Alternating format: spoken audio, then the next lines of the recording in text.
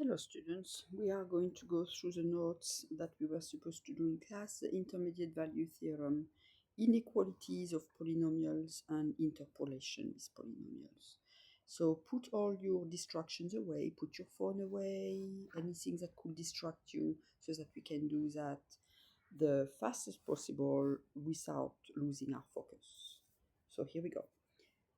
What does the intermediate value theorem tell us? It's, for short, we're going to call it the IVT, intermediate value theorem, IVT. We're going to let f of x be a function that is continuous. So that's going to be my first condition, right? I need a function that is continuous on a closed interval, right? So I want two endpoints a and b that are going to be of concern. So when you're looking at your picture, we're going to say, okay, we're just going to look between those two values, a and b, and we have a little sketch of a function, and it could be any function as long as it is continuous between those two endpoints, right, a and b. Closed interval just means that we're including the endpoints, right? We're actually starting at a and ending at b for our concern, what we're looking at. And so if I have an endpoint a and a function f of x, if you plug in a in f of x, it gives you f of a, right? So that's just telling you the y value for wherever your input is a, the y value will be f of a. So that's that point right there, right here, right? And then the theorem also says that f of a and f of b, so f of b will be wherever I have my input b, this is my point, so my output will be f of b. Those two, f of a and f of b, cannot be equal to each other, right? They cannot be equal to each other, so they have to be apart for that theorem to hold. So once that is clear and those conditions are met, so let me clear up my mess here. Then what does the theorem say? Once those conditions are met, it says now, if this is true, then for any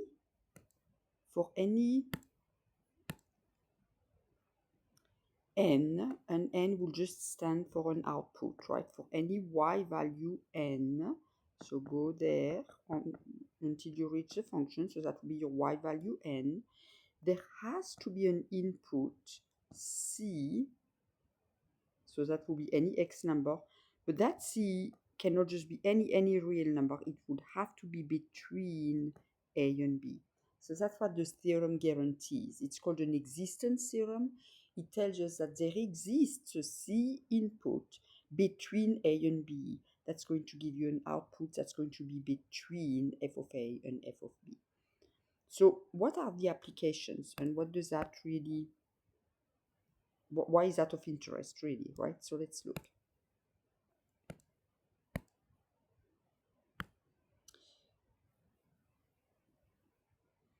So we're going to use that theorem to look to see if f of x, so we're going to switch to this function right here.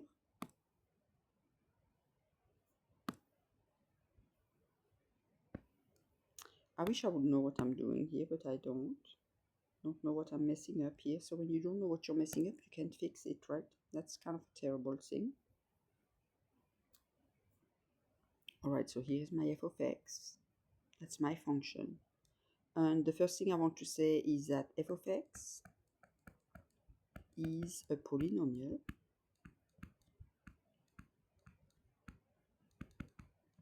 Therefore, because it is a polynomial, what do we know about polynomials? We know they are continuous, right? Therefore, continuous on all its domain, which is negative infinity to positive infinity. So it's continuous everywhere. First condition met. Second condition, we have two endpoints, 0 and 1. So we need to check if those two are actually not equal, right? Remember what it says up here. F of a cannot be equal to f of b, so we have to check that. So we want to, I did it again, and I don't know what it is. Okay, here we go.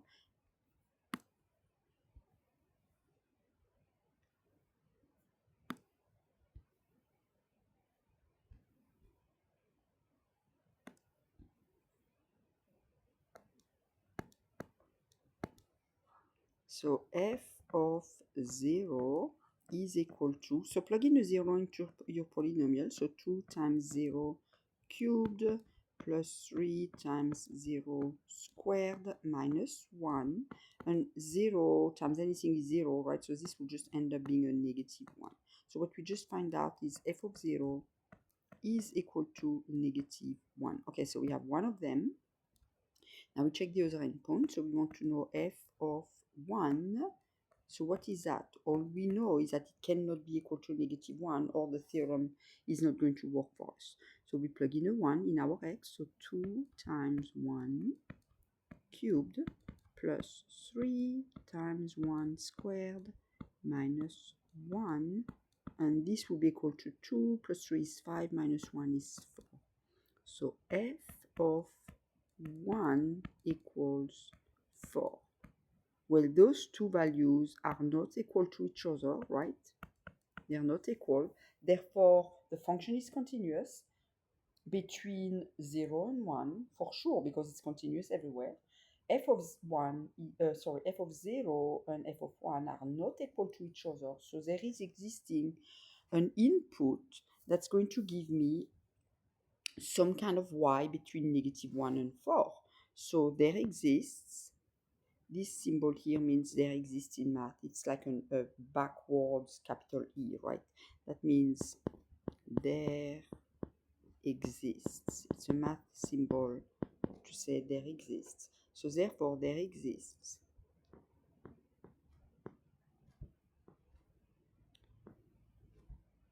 an output between negative 1 and 4 given from an input, so an x value, between what were they, 0 and 1. Okay, now why is that important? Because remember, what are we checking? We want to know, is there a real 0 between 0 and 1? So do we have an x-intercept? A real means x-intercept, right? It's real, so it has to cross the x-axis. So do we have a real 0 between 0 and 1? And when I say it has to cross, I need to back up a minute here, because it really could be tangent, right? It really could be. So is there an output between negative 1 and 4 given from, so there exists, so we already know there is going to be a 0. So by the IVT,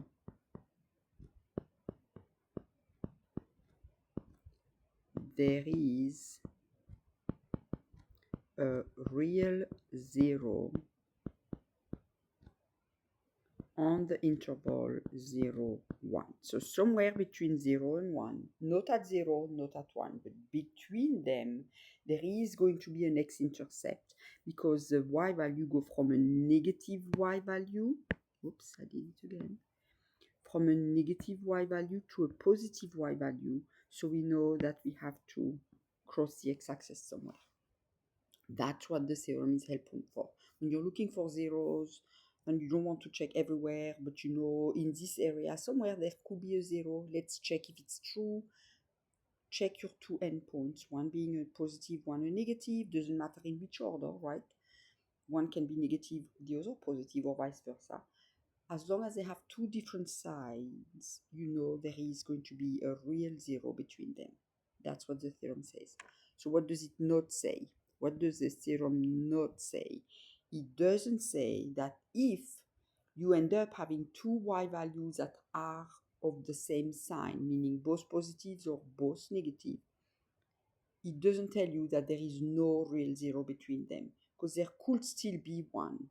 You just didn't find the two input that it will be in between, right? Or it could be tangent to the graph. So it is an existence theorem. It guarantees you, if something is true, that you will have a 0. But if your conditions are not met, then the whole theorem cannot be used, right? All right, so let's check another example with our IVT. And we're going to look, so use the IVT to determine if, so my function I'm using this time is going to be, I wish I wouldn't be doing what I'm doing here, but I don't know what I'm doing. F of x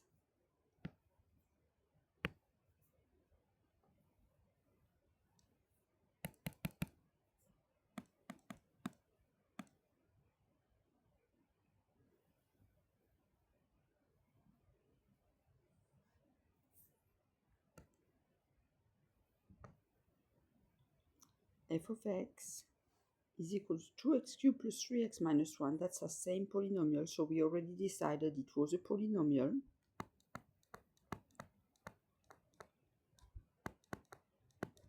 Therefore, continuous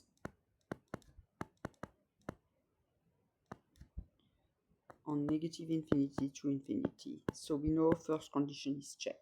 Second condition, we need to check that the two endpoints, which here the one given are negative 0.5, sorry, negative 1.5 and negative 0.5, do those have two different outputs? So we're going to check that now. So we can say f of negative 1.5, and you're going to type that in your calculator, and when I did, I got that to be an output of negative 1. And then I did the same with negative 0.5, and I put this in my calculator to get negative 0.5. So those two are two different y values, so the theorem can be used. However, those two are both negative.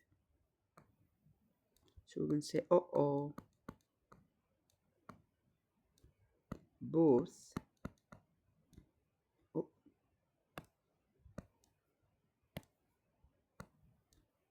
both output have the same sign, negative. So we are not guaranteed anything by the IVT anymore. So we're stuck, right? The IVT is not going to be helpful. But does that mean that there is no x-intercept between them? Well, we're going to investigate. We're going to put this in our calculator and look how it looks. And so we already know that negative 1.5 is at negative 1, so negative 1.5 is at negative 1. And we know negative 0.5 is at negative 0.5, so this one will be right there. So we know those 2 points. But is there really no x-intercept between them? Well, when you're going to graph that, and I did that in my calculator, and I got this.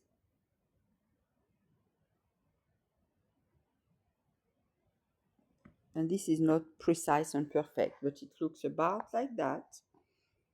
And therefore, we do actually have a 0 right here, right, at x equals negative 1. So at x equals negative 1, so when f of x is negative 1, we actually get a 0, right? There is a 0. But the IVT does not show us that, because the 2 points we picked, the 2 x values we picked between negative 1, didn't get 2 different signs, and that's happening when we are tangent, because so the f of x is tangent to x-axis at x equals negative 1, therefore no sign change,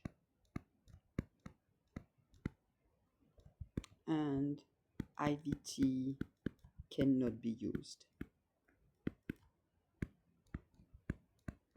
So it is a tool in our toolbox, but it's not foolproof, is what we're saying here, right? There are some weaknesses in any tool depending on what it is that we're trying to do. So this will be a weakness of the IVT theorem. All right, let's switch to something different. Something more about precision, really, right? So here is a graph. I'm looking at it. Looks a pretty nice polynomial, right? And the function given to me here is quite nasty, and I want to point out that I have a typo here, so forgive me. There should be only one decimal point there, but you know that, right? So just ignore that second decimal point, it shouldn't be there. All right, so here is my f of x. And when I'm looking at just the function, not the graph, just the function, so I can already say that f of x is a quartic because the highest exponent I have is 4, right? Degree 4.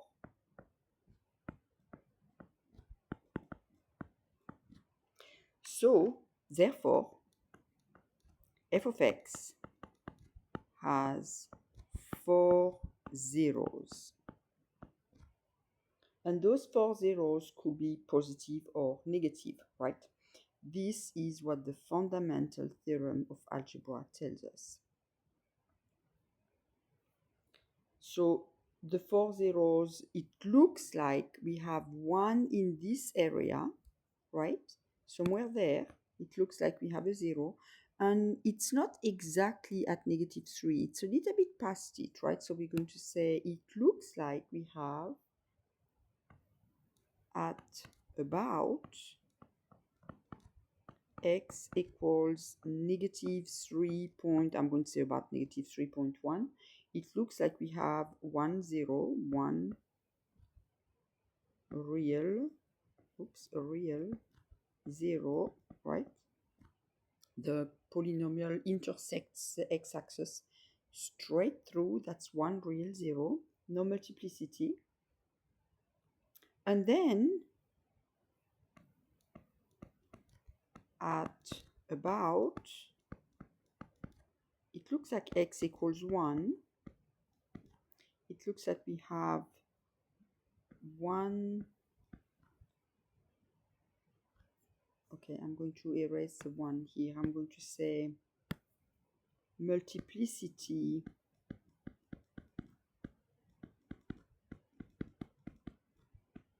of 3, because when you're looking at that function and how it behaves here, we're going to be concave down and then concave up.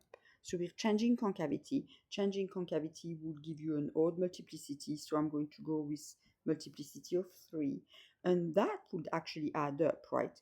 I have x equals 1, multiplicity of 3, so that's 3 accounted for, plus at -3.1, I said I have 1, this is 4, and my degree is 4, so this is matching. That could be the case, right? Okay, so what is really the fundamental theorem of algebra telling me? The fundamental theorem of algebra says a polynomial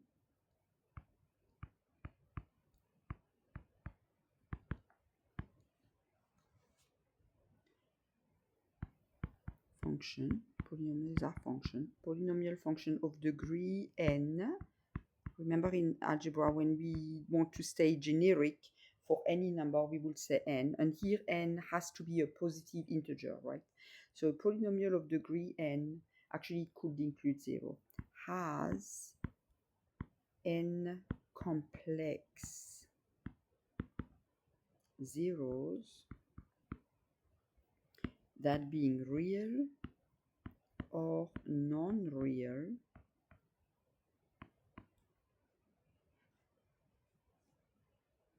some of these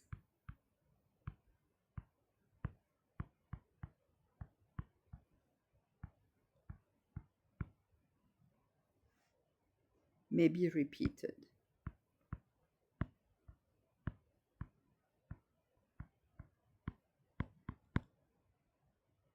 That means they would have multiplicity.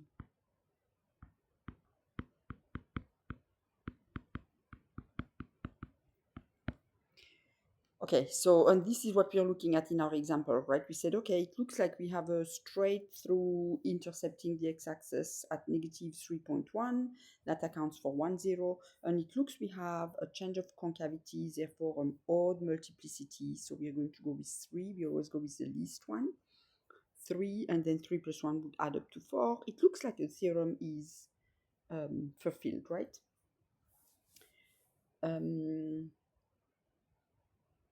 So f of x should be 4. Should have 4, 0, and it looks like we have 4. But now we're going to investigate a little bit more. We cannot always just go by the look. So we are now going to graph f of x on our graphing calculator. So I invite you to do that. If you don't have a graphing calculator with you at home, go to desmos.com and graph it on the Desmos calculator on your computer. So graph this function and zoom in, kind of look for the area there where we're concerned about, right? This area right there. Zoom in and look at what's really happening there. So when I did that on my calculator, here is kind of a sketch of what I got. Oops, I'll do it again.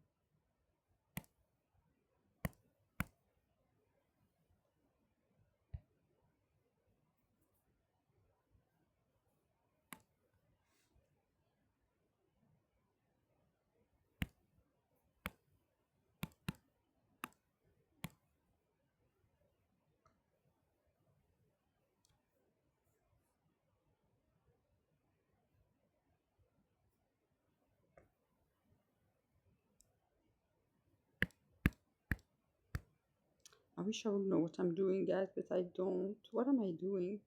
Why do I have that there?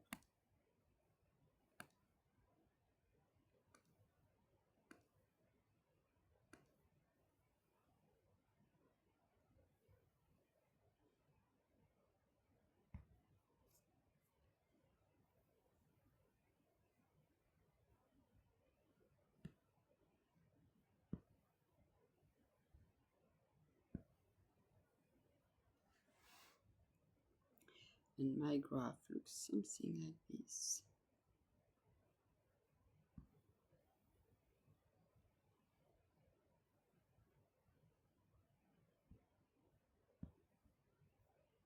Not the best graph I ever drew, but let's just do that. Here we go. It looks something like that. So this point right there is about at negative 3.1, right? About. And then it looks like now suddenly, instead of having 1, 0 multiplicity of 3, I'm going to have 1, 2, 3 distinct real 0, right? So we're going to put that down. We're going to say the function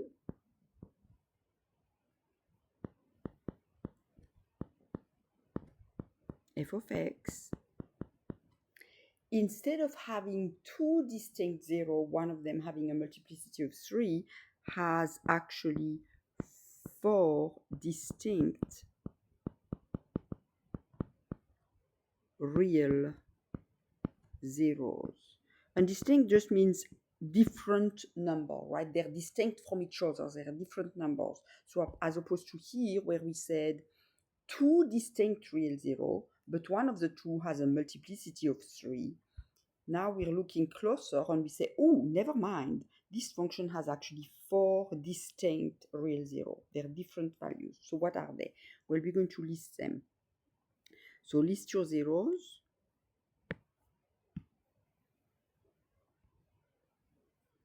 X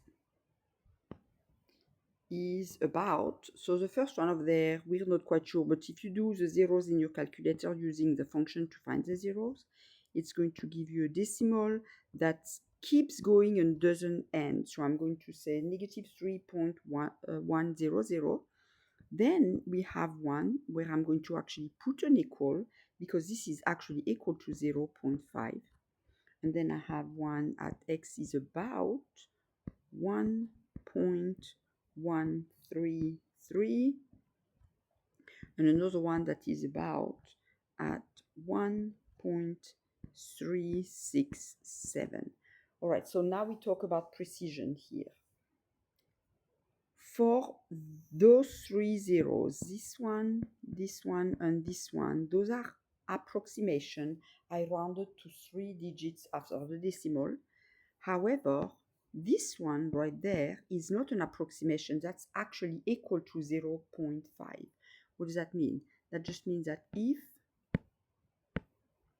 if I put this in f of x, so I plug in 0.5, I'm actually going to end up being an equal 0. It's an exact 0, exact number. So no rounding there. So why do I have those zeros back here? Well, this one, when I look in my calculator, this is really a rounded decimal because this decimal would really be negative 3.99973555745.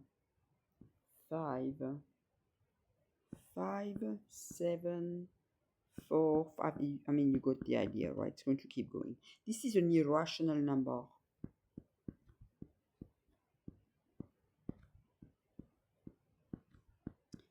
It's going to keep going forever. This, however, right there is a rational number. So irrational number, even when you're rounding, so I wanted to stop it right there, right? And so the number here is a 7, so I need to round up, which makes that become a 10. So move up, and that would round up. So my rounding would be negative 3.1. But there was more. So to show that when I'm rounding to 3 digits, I'm adding those two zeros. So that's important. It shows that the number is not rational. It's irrational, but it's a rounded irrational. So kind of a little bit technical there, but it's important on your rounding things. All right, that being said, what's the difference? Approximate versus exact. Well, I just said above here that if I plug in f of 0.5, my function is actually going to be equal to 0. This is exact. No rounding there. But if I plug in f of negative 3.100, I'm actually going to end up with something. Let me look at my paper. I wrote it down. I actually had 0.018, which is close to 0, but not exactly 0, right? So is it really a 0? Yes, it is. The only reason my function does not give me a 0 when I put my input in of negative 3.100 is because that was actually a rounded number. So this is an approximation.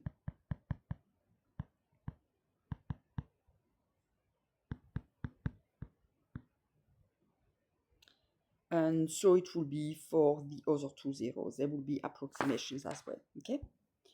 All right, now we're going to switch a little bit to something that's probably going to be a little bit easier and more in tune with what we've done lately, solving nonlinear inequalities. So I'm going to go straight to example 4. Example 4 is a polynomial, right? That is a polynomial. We have a polynomial f of x is equal to x minus 3 times x plus 1 times x plus 4. So that's a polynomial. And what I want to know about that polynomial is, where is that polynomial greater than 0?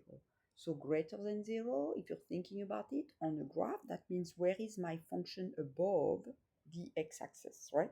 So that's what I want to find out. So let's do it. So the first thing I need to know is, well, what are the zeros, right? So find your zeros first. This is number 1 right there. Find the zeros. And the zeros are x equals 3, no multiplicity. X equals negative 1, no multiplicity. And x equals negative 4, no multiplicity. So I'm going to put that on my number line. And I'm only going to do my x-axis. I'm going to ignore my y-axis. And I'm going to have one intersection at negative 4. I'm going to have another one at negative 1. And another one at x equals 3. Those are my 3 x-intercept, my 3 zeros. And now I'm going to use what I already know from lessons previously. So x times x times x, if I would multiply that whole polynomial out, those 3 will give me my leading term, right? X times x times x will be x cubed. So that will be my leading term. There is no number, no coefficient with those x's, otherwise I would include them, right? But x times x times x is x cubed. That means that the leading coefficient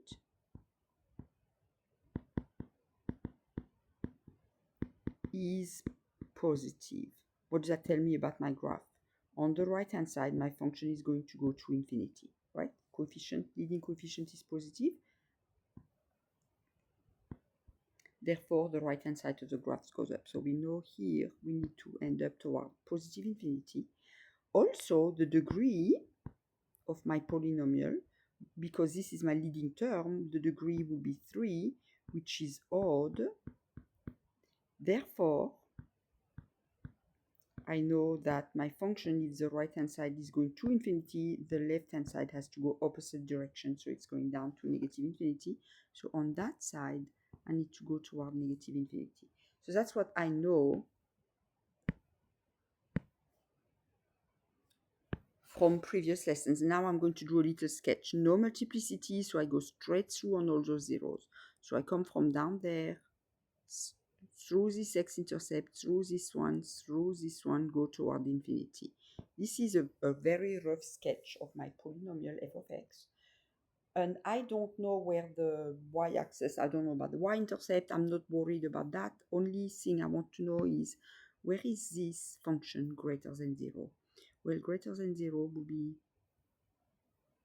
in this area, right? And greater than 0 would also be anywhere past that, right? So when I'm going to put that down as my answer, I'm going to say the function is greater than 0 between negative 4 and negative 1. Now I have to ask myself, do I want to include those endpoints, meaning do I want brackets there? Or do I want to exclude them and put parentheses there? Well, to know that, I'm going to go back to my inequality. And my inequality does not have an equal sign, right? It just says greater than 0. So I don't want to include the endpoints because at those endpoints, f of x is actually equal to 0. So do not include them, therefore parentheses. All right, that's my first interval where the function right there is greater than 0. And then I have my second one in this area. So, and from 3 to infinity. And again, we are not including 3. Therefore, this is going to be where all the values are going to be of f of x are going to be greater than 0. And this is it. Let's look at another example. So this time I want to know where is my function less than or equal to 0. So less than or equal to 0. So first of all, we need to find the zeros. So my zeros are x equals negative 2, but pay attention, this one we have a multiplicity of 2. Therefore, this graph at negative 2 is going to be tangent to x-axis, right? And if it's tangent, that means if it comes from the top, it's going to look like that. And if it comes from the bottom, it's going to look like that, right? We're going to be tangent to the x-axis there. And then we have another 0, which would be x equals 5. Okay, now I'm going to do my number line already. Place my two zeros, one at negative 2 and one at 5.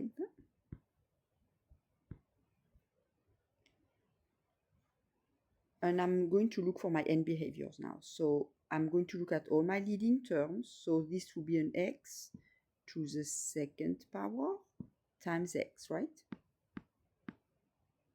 So I'm going to have for my leading term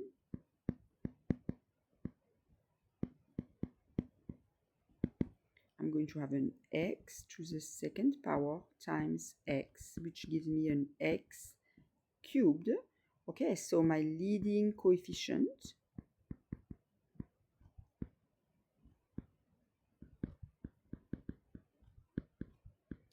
is positive. Therefore, the right-hand side of my graph goes to infinity. The degree, oops, I put 2 R's, silly me, I want 2 E's. The degree is 3, therefore odd. So what does that tell me? It tells me that the left-hand side of the graph has to behave opposite from what we already have. We already had that, so the left-hand side has to go to negative infinity. So I know that. I'm going to place those. So on the right-hand side, my graph needs to go toward positive infinity. On the left, it needs to go toward negative infinity. And at x equals -2, we have a multiplicity of 2, right? So that means that my graph is going to look like that, at -2 coming down from negative infinity, tangent at -2, and straight through at 5. Should probably do a better job here. See if I can do that better. So coming here, tangent at -2, straight through, going to infinity. And this is a rough sketch of my graph. Again, I don't care about my y-axis for that. All I want to know is where is my graph or my function less than or equal to 0. So less than will be right there, right? Equal to will be right here. Less than again, everywhere in between here. Equal to will be there, and that's it, right? So then I'm going to write that as one big stretch, right? So coming from negative infinity to -2, but -2 is included, so I just keep going all the way to 5. So from negative infinity to 5, including 5, because I want the or equal to, and negative infinity is a direction, so no bracket there. This will be where f of x is less than or equal to 0. All right. Last little thing here, and this is for polynomial interpolation. So what I'm looking at is I want to decide what is this function. Given enough output of a polynomial over equally spaced input. Now that's important, they have to be equally spaced, right? We can use a regression to recover the polynomial. So if we don't know the polynomial, but we'd like to have it, if it's a polynomial and we're having equally spaced input value, we can recover it. So how do we do that? So we're looking first if those inputs are equally spaced. +2, +2, +2, +2, +2, equally spaced, checked. Now I'm going to look at my first difference, and if my first difference are going to be the same, then that means I'm going to have a linear, right? So I can recover by writing a linear function. So let's check. Between -4 and -2, my function is actually going down by 13.5. Sorry, that's, excuse me. My math is just slightly up there by -83.5. I am sorry, guys. All right. Between -2 and 0, from 10.5 to -1, let's see if I can do this one right. That would be -11.5. Between 0 and 2, we go from -1 to a -12.5, so that's a -11.5. Between 2 and 4, I go from -12.5 to -96, that is a -83.5. And then between 4 and 6, I go from -96 to -323.5. This is a decrease, so we go down -227.5. All right, so obviously not linear, right? So we keep going. We're going to check the second difference. So is our second difference going to be the same? And if it is, then we'll end up with a quadratic. So let's change color. So let's do that. So between this here and this one, So between those two, I'm going to look, and there is a difference of, so from negative 83.5 to negative 11.5, I'm going up by 80. Come on now, you get, come on. I'm going up by 72. I'll make it eventually. Between negative 11.5 and negative 11.5, well, there is zero change, right? So 0. Between those two here, I'm going down 72. And between those two right there, I'm going down another 144. Well, obviously not quadratic then, right? So we're going to keep checking. Let's go to green, go Irish. So from 72 to 0, I'm going to have to go down by 72. From 0 to negative 72, I go down another 72. And from negative 72 to negative 144, I go down a negative 72. And bingo, this is cubic. We have a constant third difference, therefore cubic. And so how do we find that cubic? We're going to put that in our calculator. So we have recovered a polynomial of degree 3. Therefore, we will need to have at least 4 ordered pairs in our calculator to recover it. You always need one more ordered pair than the degree that your function, your polynomial is having, right? So we have a polynomial degree 3 because our third difference was the same, right? Third difference was our winner. Therefore, we need one more ordered pair. So we need 4 ordered pairs to recover. And then we're going to run a cubic regression to recover that function f of x. And when you're going to do that, I'm going to talk you through, because I don't have my calculator on the screen here, but I'm going to talk you through. So you're going to turn on your calculator. You're going to go to the stat key.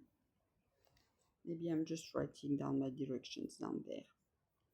So you turn on your calculator and you're going to go to stat. From stat, you're going to look at what's on your screen, and number 1 says edit. That's what you want. So you enter. And this is going to take you to your list. So you have list L1, L2, etc. You want to make sure that you clear what you have. So you're going to go up using your up arrow key to the name of the list L1. You want to have that highlighted. And you're going to hit not the delete key, but the clear key. And when you do that, it's going to clear the list. And then you go back down, use your down arrow to go back down into the list column, and you're going to see everything is cleared. Now we are ready to enter. So we need 4, we said, 4 ordered pair.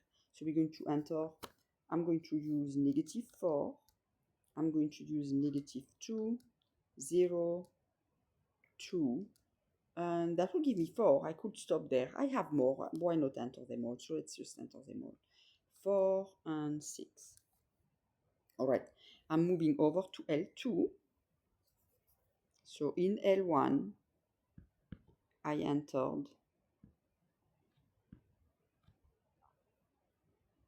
all your x values, right? Then you're going to go to L2 over. And again, if you have something in L2, you're going to highlight. You go up, highlight the name of the list L2, hit your clear button and go back down, and it should clear the whole column. And now we're going to enter our y values. So 94, 10.5, negative 1, negative 12.5, negative 96, and negative 323.5. I always take a few seconds to make sure that everything that's in my list that I entered are actually the number I want. Otherwise, my function that's going to come out of my calculator is going to be wrong, and I'm going to wonder why. So let's make sure we typed in the right thing. And I did, okay.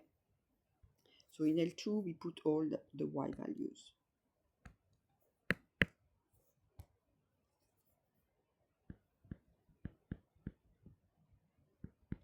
All right, so once you have those, you're going to go back to the stat key now. So hit stat. This time you're going to go using your right arrow key. You're going to go right to calc. So we want to calculate. And we want to calculate a cubic regression. So we want to go cubic regression, which is down to number 6, right? That's where we're going. So you can either scroll down to 6 or hit number 6, enter. Then the calculator is going to ask you, where are your y values? Where is your x list? And we entered it in L1, so we should have an L1 there. Then it's going to ask us, where is your y list? We entered it in L2, so if you have an L2 there, you're good to go. Then it's going to say, we're going to skip frequency. We're going to skip that. We're going to leave that blank. We're going to down to store, store regression equation. The calculator wants to know where. Okay, so to store the regression equation, we're going to go to the vars key. That's just next to the clear key. So hit vars. Then from here, you're going to look on the top. You go right arrow key to y vars. And then you're going to enter for number 1 function, which is really what should be highlighted when you get there. And you're going to enter. Then it's going to say, well, where do you want to save or store that equation? And number 1, y1 is good enough. So we're going to say this one, enter. And it takes you back to our previous screen right here. And now we go down to calculate, enter. And the calculator is going to give you an output that looks like that. Y is equal to ax cubed plus bx squared plus cx plus d. This is a generic form of a cubic.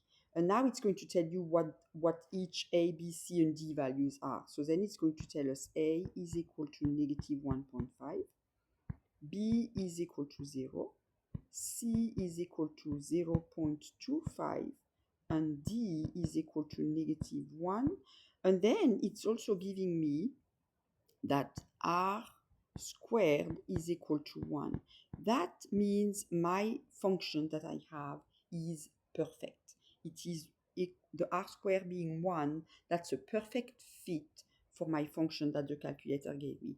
So you didn't have the equation now, you're not done, right?